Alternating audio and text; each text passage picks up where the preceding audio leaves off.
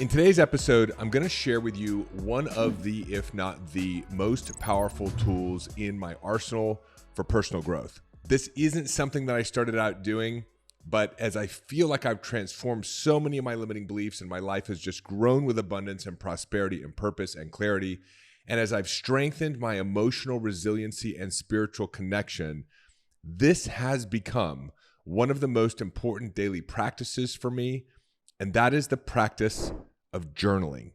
Now, there's a ton out there on journaling, but what I'm going to share with you is really nothing like what you may have already heard, and I wish I had realized this sooner because it would have made my journey of spiritual growth and business and life so much easier. But you know what they say, when the student is ready, the teacher appears. And so over the last several months, I've been getting this stronger and stronger intuition that I needed to begin my day with journaling, and I put it off for a few months until I finally listened to my inner voice. And man, this has been an absolute 100% game changer for me.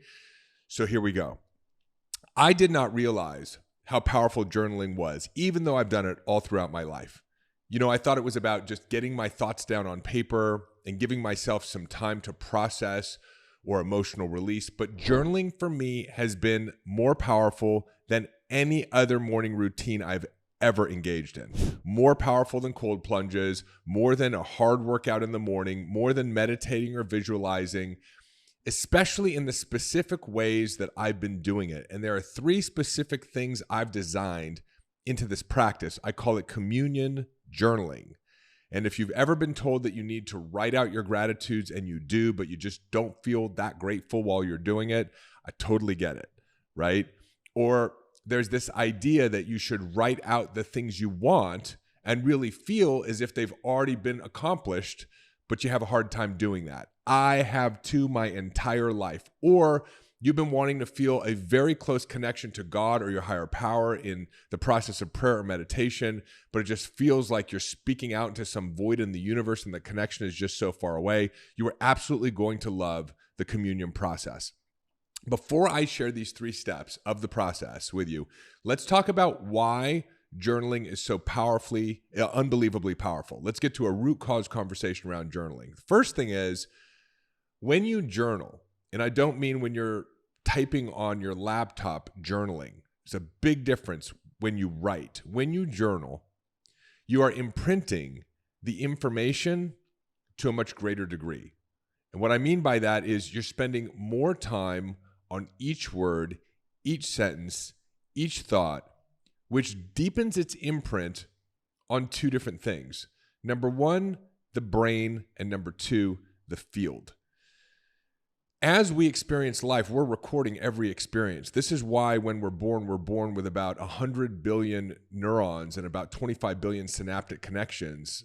The whole neuronal structure of the brain is not even wired up yet. But by the time we're 7 years old, we still have 100 billion neurons and a quadrillion synaptic connections. And a lot of the growth of the brain is really just that it's become a storehouse for memories. Every experience that you had, you ingested the information of that experience, what it looked like, what it sounded like, what it tasted like, what it smelled like, what it felt like. And all that sensory data gets put through the nervous system up into the brain, and the brain starts to build new neural networks that compiles that information and also stores with it the meaning that you gave the experience, and that becomes a memory. And so when we write, we're actually creating memories. We're creating memories of either things in the past that we're writing down that we're reinforcing. We're creating memories of a future that hasn't happened yet as we write down what we desire into the future. And we're doing it at a pace where the grooves are very deep. It doesn't mean that it's not going on throughout the course of your day. As you're thinking things, you're reinforcing the grooves of your brain. As you're feeling things, you're reinforcing the grooves of your brain. As you're remembering the past or worrying about or anticipating the future, you're grooving your brain. But you're doing it in a very light touch way. You can think about a record player, right? It's a very light groove on the record. When you write things out and you slow things down, you're spending so much more time on each piece of the concept, on each idea.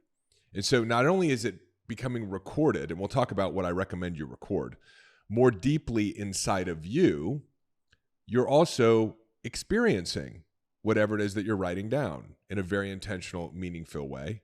And your nervous system is a receiver transmitter. So as you're experiencing this, you're also transmitting that information out where? Out to consciousness, out to the field, out to God or Jesus or Allah or higher power, whatever you want to call it. The information is being communicated, and it's being communicated in a very clear way because of the intentionality of the writing. When you're ripping through typing something on a computer, if you think about it, the same amount of words that you could write, you could probably type 3 times faster. Well, that means that the typing process is 3 times less impactful or imprintful than the writing process, because you're spending less time and less attention, less awareness with each word. Even if you think about speaking, we can speak so much faster than when we write. So when we write, there's a magic to it. My wife double-clicked on this the other day, and she said, you realize that when we write, we're writing on paper. We're literally imprinting or codifying our thoughts on the living fabric of the planet, right? It's almost as if we're chiseling what we believe, what our hopes, what our dreams are, what our concerns are, what our worries are, the things that we'd like to let go of. It's like we're imprinting them onto the planet because we use trees as paper. At least we used to. Who knows what half this stuff is printed on today. But that's an important thing to understand about journaling, is like when you slow it down, you're imprinting it at a much deeper level. And again, we'll talk about what I recommend you imprint and why this process has completely blown me away over the last month. But the second thing is, as you're engaging in writing or journaling, you're slowing down your thought process. And so as you write, not only is it a deeper groove and a greater imprint on your brain and on the field, but because you're writing more slowly, you're able to receive the next word, then the next thought in the space of the writing. I can't tell you how amazing it's been writing in the way I've been writing over the last month, because a sentence will start out with a word that comes to mind, and by the time I finish it, it is a sentence I did not expect, and it's information I absolutely needed, or it's a communication I definitely wanted to express. See, there's this automatic habit of the mind. Oftentimes you'll start a sentence throughout the course of your day, almost every sentence that you start, and you already know where it's going to end before you even finish the sentence. Because we've been habitual automatic creatures programmed by our belief systems, our empowered beliefs, our limiting beliefs. Neuroscience tells us something like we think 60,000 thoughts a day, but it's like 99% the same thoughts. We say 99% the same sentences. And so when you write, the slowing down of the writing process breaks the automatic habit of the mind that usually just skips from thought to thought to thought to thought to thought to thought. Same thing with typing on a computer. I know a lot of people are using their laptops or they do their journaling on a digital device. They're missing out on a big piece of this technology. Because as you write, it creates gaps. You think about it. If you want to write the word something like supernatural, which comes up a lot in my writing, and I'm going to read you from my journal at the end of this episode. Supernatural takes time to write. Well, in the time that you're writing supernatural, the next thought or idea is loading up. A new thought or idea, something that exists in the field that spirit or higher power has been wanting to communicate to you, that you can commune, you can have this relationship, you can connect with spirit while you're in the writing process. So I'm getting all kinds of new thoughts and ideas. Prayers are coming out of me, asks are coming out of me, gratitudes are coming out of me that I had never imagined. I could never speak it or type it because that process is too fast. But as I'm willing to just allow the space, that space gets filled with the intelligence of spirit, both within me and coming to me. Third, this is super, super important. Let's talk about what you're doing when you're journaling, when you're writing. When you write, it is the replication of very ancient movements. It's like writing out, if you've ever seen those movies like Indiana Jones or Egyptian esotericism or even Lord of the Rings, right? It's like you're writing these ancient symbols that represent language, that represent idea. You know, language emerged in 3200 BC in an area of the world called Mesopotamia, which is now around modern Iraq. The first writing came out, and if you think about it, writing is the next level of materialization. We had language where we could speak, and once you speak, the words seem to be gone. But now when writing emerged, there was documentation for eternity. We had the ability to take an idea or a concept and to actually put it into the physical world in a way that it could exist and be shared by others, even if you were no longer there. This is pretty amazing stuff. This is the ability to record what you decide, what you declare, and to contribute it literally, materially into the physical form of the world. To take your thoughts and ideas and imprint them in this way, it's very powerful. And we just think of it as, oh, I'm just writing. But no, you're combining movement with thought. While language has transformed over the history of time, 3200 was cuneiform language. And then, even before that, we had Egyptian esotericism and symbology. And then you move into Greek and the Latin languages. And you have this continued evolution of languages. I write in English. Whether it's cursive or printing, what you're doing is you're mimicking a downstream evolution of ancient technology. And I'm a big fan of sort of the medieval series, the wizards, warriors, fantasy, Avengers, one of my favorite series of all time. You look at what Doctor Strange does, and he's mastered the ancient arts. Through the movement of his hands, he is able to open up portals and literally manipulate the material world. Writing is the mastery of the ancient arts. It is the movement of your hands, just like you move your body in ancient Tai Chi. So whether you are printing or writing cursive, and no matter what language you're writing in, realize that what you're doing is you're casting spells. You're spellcasting. It's wizard type shit. That's why we call it spelling. And so this process is really, really powerful, especially when you combine it with these three areas that I'm going to share with you right now. And again, I call this communion journaling because what I felt in this process was such a deep connection with myself, such a deep connection with spirit, and such a deep connection with others like I've never felt before. I've been seeking it and seeking it and seeking it. And that urge just kept coming to me, wake up early and sit down and write. And I was like, no, I'm an 8 o'clock in the morning person. And everything changed about 30 days ago when I committed to this journaling process. Hey, it's David. Just a quick interruption to your regularly scheduled episode by your favorite sponsor, moi. I want to tell you about my book. It is available on Amazon right here, right now. A Changed Mind, Go Beyond Self-Awareness, Rewire Your Brain, and Re-Engineer Your Reality.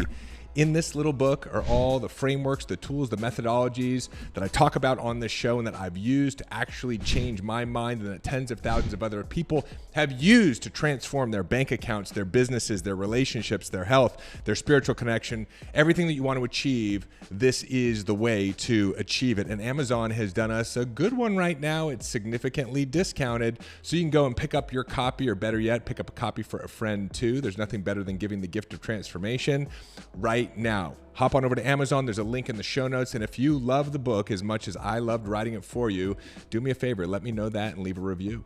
And now back to your regularly scheduled episode. So here's what I do now in my communion writing or communion journaling process. I get up at dawn. So I get up about 20 minutes before the sun comes up. And to be clear, this has been just the last 30 days. All of my life, I had been a 7:30 to 8 o'clock in the morning wake up person. I had always made fun of the 5 a.m. club people. There are some people who have built their whole business off of like, you can be a high performer if you just get up early. It's like, okay, but you could get up early and still go into the day with your traumas. And so I am not into hustle. I'm not into grind. I am into alignment so that I can be inspired and take appropriate action when God calls me forth to take action, and whether that's 18 hours in a day or whether that's 18 days off. And so I had always made fun of this 5 a.m. as sort of a hustle and grind type of thing. But waking up at 5 a.m. alone has been a game changer. I've shared on some other episodes that I struggle with insomnia. I've had some of the best improvement of my sleep over the last 30 days by counterintuitively getting up even earlier, even though I was tired. Not sleeping in when I tend to fall asleep, but getting up early has started to condense my sleep. Great teachers said this was the time when the fabric was most thin.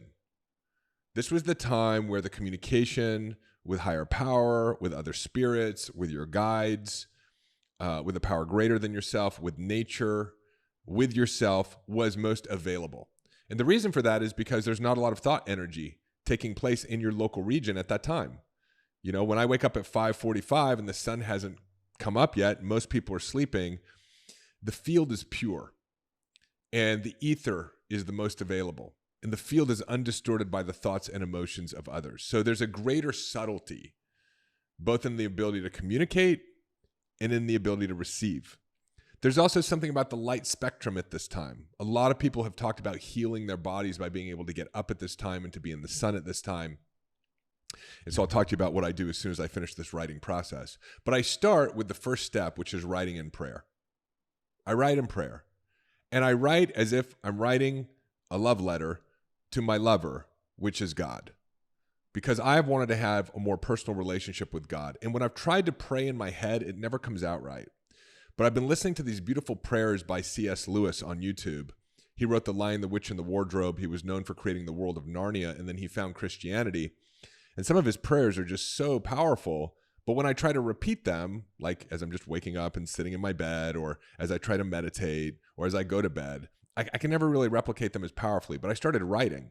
And writing these prayers, the prayers just started pouring out of me. I'm going to read them to you. But, dear Lord, thank you for this and thank you for that. So I spend just maybe 5 minutes in gratitude, right? Step one is ingratitude. I call it prayer, but it's really ingratitude for all the incredible things that God has given me, right? For this life, for this day, for the oxygen that I have to do nothing to be able to be able to breathe, for the working of the cells of my body, for bringing me, my beautiful son, my beautiful wife, the inspiration that I share on these podcasts. Lord, thank you, thank you, thank you, thank you, thank you, thank you, thank you.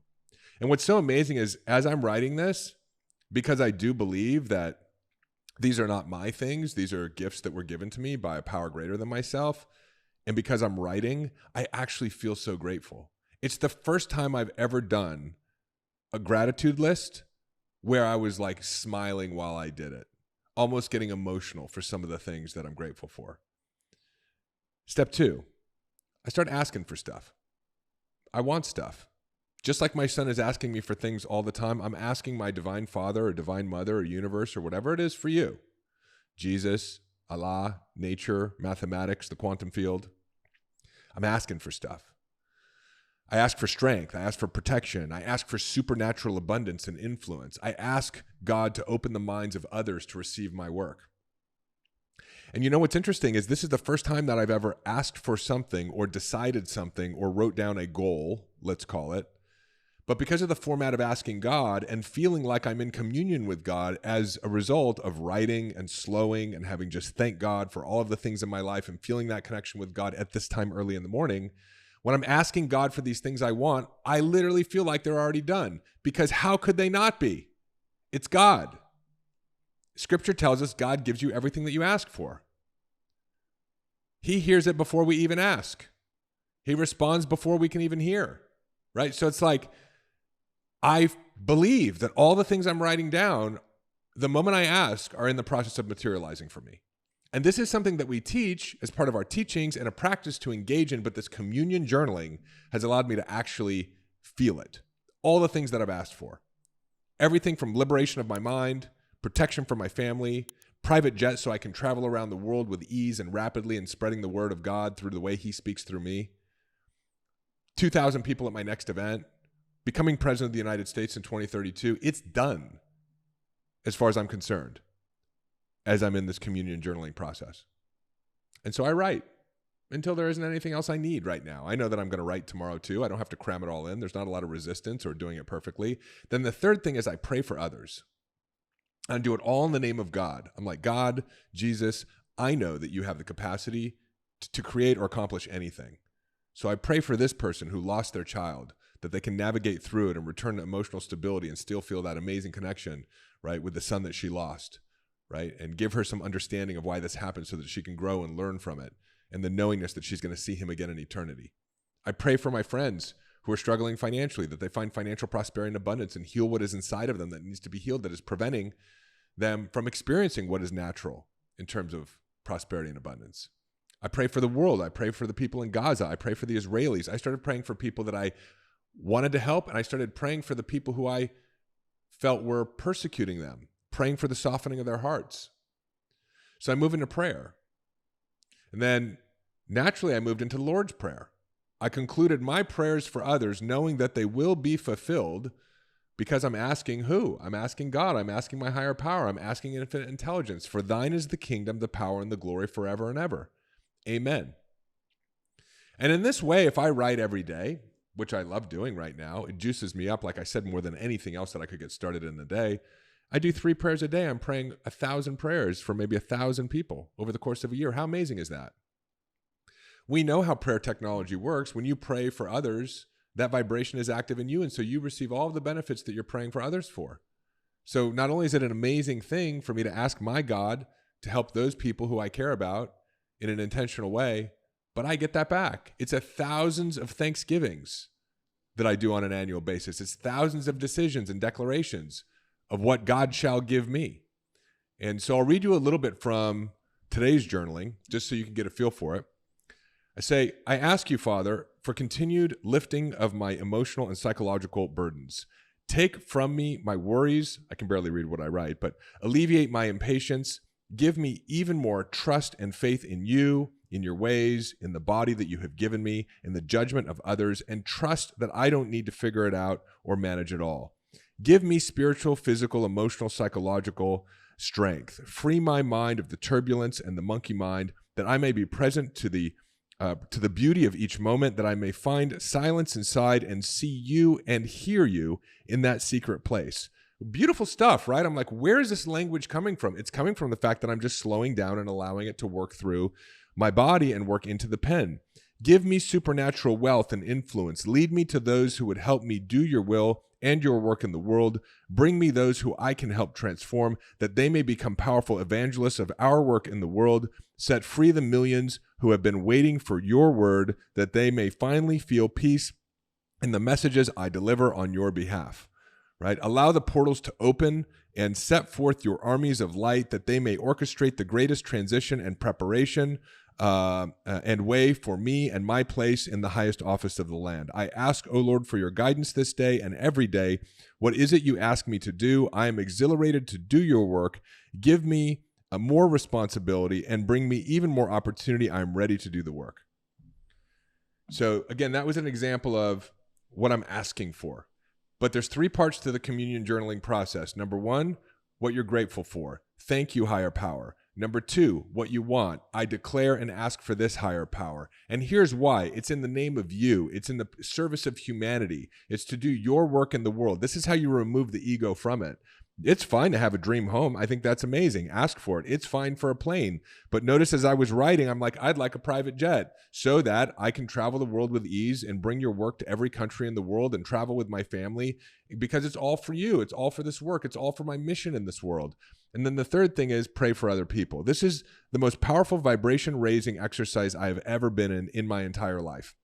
And after I finish writing, I meditate for 10 to 20 minutes just to still my mind and stay in the space of my prayers and my gratitudes and my declarations. And then after that, I go walk out the door of my studio, out onto the grass. I stand in the beautiful sun of the early morning sunrise. I ground my feet for about 5 minutes. I take some deep breaths, and then I walk upstairs and I start my day. So there's no right way or wrong way to do this, but just an encouragement to use this great power of journaling to deepen your relationship with yourself, to deepen your relationship with the higher power of your own understanding, and to get your day started on the right vibration and with right thinking. So if you love this episode, let me know. I'm also thinking of creating a communion journal to actually offer to you, where you can go through this process. It'll incorporate things from my Mind Hack program, so you can wake up and set some intentions, work through some limiting beliefs, go through the communion journaling process. If that's of interest to you, just comment in the comments. It's a lot of work to build something like that, but if that's something that would excite you guys to have a structure and a process to connect more deeply with your higher power in the morning, to be in prayer, to be in gratitude, and to shed some of the limiting beliefs every single morning, it would be a pleasure for me to create something like that. And if you love this episode, or you have any questions, comment below. Let me know. If you're following on YouTube, of course, subscribe. Hit that bell icon so you get reminders, because that's really the only way you get reminders these days. And share this episode with a friend who may need to hear it. If you're listening on the audio platforms, thank you so much. Leave me a rating or a review. That is like, I literally check 2 times a day. I'm like, did we get any more ratings or reviews? You will light my day up. That is the best way to pay it forward. Subscribe, rate, review, share this work, and let's stay in this community together. I will continue to bring you tools, distinctions, my personal process, what's working, so that we can continue to grow and evolve as a community and really create a new world out of creating new versions of ourselves. I love you so much, and I will see you in the next episode. Hey, it's David. Hop on over to davidbear.com. Click right here. There's also a link in the show notes, and sign up for our newsletter. You'll get immediate access to my free Mind Hack ebook, as well as a couple of trainings to help you master the inner game. This is a great way to stay informed and be a part of our community and be notified of special announcements. Click below, head on over to the website, get subscribed. If you loved this video, make sure you check out this one or this one, and I will see you in the next video.